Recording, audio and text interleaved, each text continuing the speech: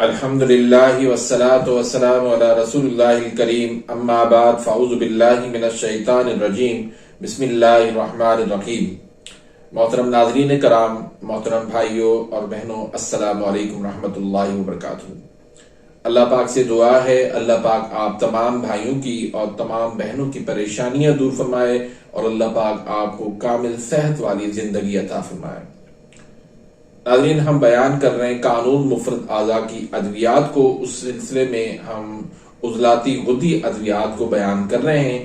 تو اس سلسلے میں آج کا جو ہمارا ٹاپک ہے وہ ہے حب صابر۔ حب صابر ایک بہت ہی مشہور دوائی ہے قانون مفرد اعضاء کی اور بہت ہی کامیاب دوائی ہے۔ اس کے بہت سارے فوائد ہیں اور یہ ایک ایسی دوائی ہے جس کو بہت سارے امراض کے اندر استعمال کروایا جاتا ہے۔ تو اس کو آپ نے کون کون سے امراض میں استعمال کروانا ہے اور پھر اس کو بنانے کا درست طریقہ کیا ہے، اس میں احتیاطیں کیا کیا ہیں۔ تو اس سے پہلے اگر آپ نے میرے اس چینل کو سبسکرائب نہیں کیا تو سبسکرائب کر دیجئے، بیل آئیکن گھنٹی کے نشان کو پریس کر دیجئے تاکہ میری ہر آنے والی لیٹسٹ ویڈیو کا نوٹیفیکیشن آپ تک پہنچ جائے اور آپ میری ویڈیوز سے مستفید ہوتے رہیں۔ تو ناظرین، سب سے پہلے ہم بات کرتے ہیں کہ اس کو کون کون سے امراض کے اندر استعمال کروانا چاہیے۔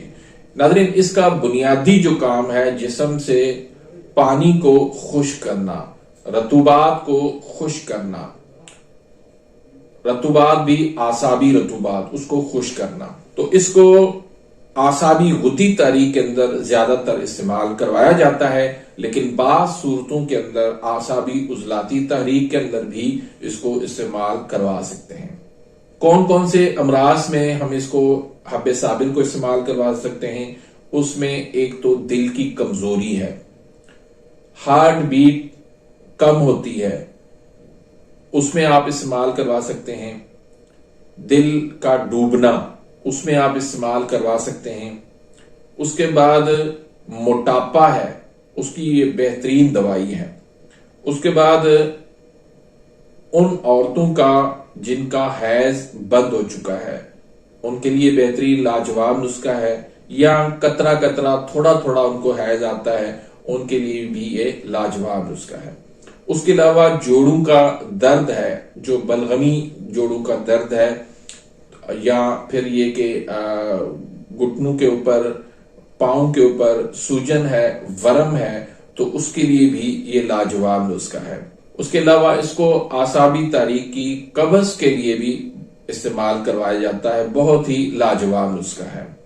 جب دماغ پر بہت زیادہ سوزش ہو، اس کو جو ہے رسولیاں اور گلٹیوں کو ریموو کرنے کے لیے بھی استعمال کروا سکتے ہیں۔ اس کے علاوہ اس کو آپ موٹلٹی، مورفولوجی، اس کی کمی میں بھی اس کو آپ استعمال کروا سکتے ہیں۔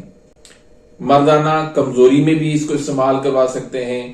جب مردانہ کمزوری کے اندر سختی کی کمی ہو، تو مادہ منی پتلا ہو، تو وہاں پر بھی اس کو آپ استعمال کروا سکتے ہیں۔ اس کو آپ عورتوں کے تقریباً تمام تر مسائل کے اندر اس کو آپ استعمال کروا سکتے ہیں، بہت ہی لاجواب نسخہ ہے۔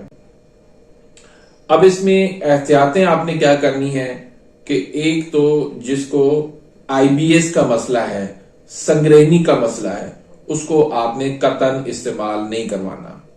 دوسرا، جس کی شوگر لو رہتی ہو تو اس کو بھی آپ نے استعمال نہیں کروانا۔ اور تیسری چیز یہ، عضلاتی غدی تحریک کے اندر اس کو آپ نے قطعاً استعمال نہیں کروانا۔ تو اس نسخے کے جو اجزاء ہیں وہ آپ سن لیں۔ ایک اس میں ہے ہنزل، جس کو کوڑ تما کہتے ہیں اور سندھی کے اندر اس کو ٹور بھی کہتے ہیں، یہ آپ نے لینا ہے۔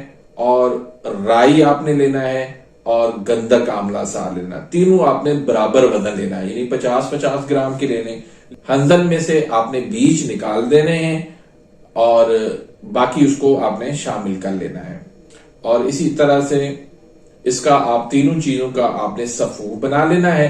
سفو بنا کے آپ 500 mg کا کیپسول بھر کے آپ صبح دوپہر شام 3 ٹائم پر استعمال کروا سکتے ہیں۔ اس میں موٹاپے کے لیے بھی آپ نہار منہ استعمال کروائیں اور شوگر کے لیے بھی آپ اس کو نہار منہ استعمال کروائیں۔ شوگر کے لیے بھی یہ بہترین نسخہ ہے۔ تو باقی امراض کے اندر آپ اس کو کھانے کے بعد دے سکتے ہیں۔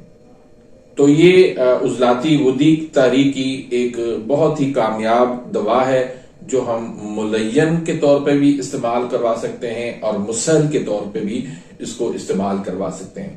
اگر اس کو آپ سمجھتے ہیں کہ یہ تھوڑی سی تیز ہو گئی ہے تو آپ جو ہے ہنزل کی جو ہے مقدار وہ اس میں سے کم کر سکتے ہیں، یا اس کو آپ 250 mg کی کیپسول میں بھی بھر سکتے ہیں اگر اس کو آپ نے ہلکا کرنا ہو۔ تو امید کرتا ہوں کہ آج کی اس ویڈیو سے آپ مستفید ہوئے ہوں گے۔ ملتے ہیں انشاءاللہ نیکسٹ ویڈیو میں، تب تک کے لیے اجازت، اللہ حافظ۔